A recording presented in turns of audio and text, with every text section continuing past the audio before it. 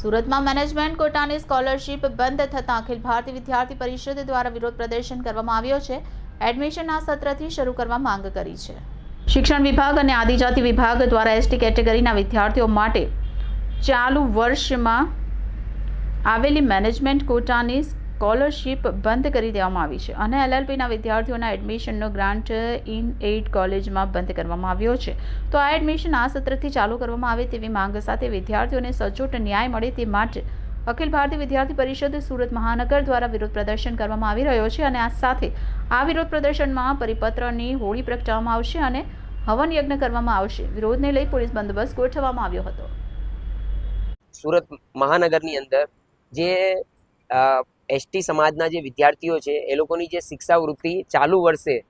જે રદ કરવામાં આવી છે, એટલે કે શિક્ષાવૃત્તિ તો બધાની ચાલુ જ છે, પણ જે વિદ્યાર્થીઓએ વેકેન્ટ કોટામાં એડમિશન લીધું હતું અને વેકેન્ટ કોટાને એડમિશન કોટામાં આવરી લેવામાં સરકાર દ્વારા જે આવ્યું છે એના માટે વિરોધ કરી રહ્યા હતા આજે, અને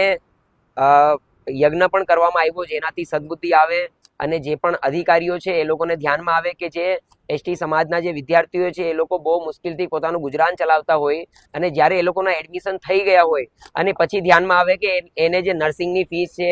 મેનેજમેન્ટની ફીસ છે, 70,000 લાખ રૂપિયા પોતે ભરવાની છે અને શિક્ષાવૃત્તિ નથી મળવાની, તો એ લોકો પાછા એડમિશન લઈ લીધા છે। એટલે પાછું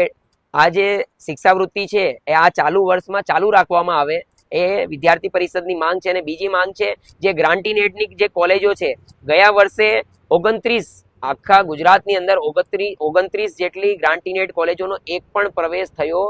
નથી અને આ વર્ષે એ એડમિશન પ્રોસેસ ચાલુ થાય, પૂર્ણ ચાલુ થાય એના માટે અખિલ ભારતીય વિદ્યાર્થી પરિષદે આ બે ડિમાન્ડ લઈને આજે આંદોલન કર્યું હતું। બહુ મોટી સંખ્યામાં વિદ્યાર્થીઓ જોડાયા હતા અને અખિલ ભારતીય વિદ્યાર્થી પરિષદની માંગ છે કે જ્યાર સુધી આ બંને પ્રશ્નોનું નિવારણ નહીં આવે, જ્યાર સુધી વિદ્યાર્થીઓને જે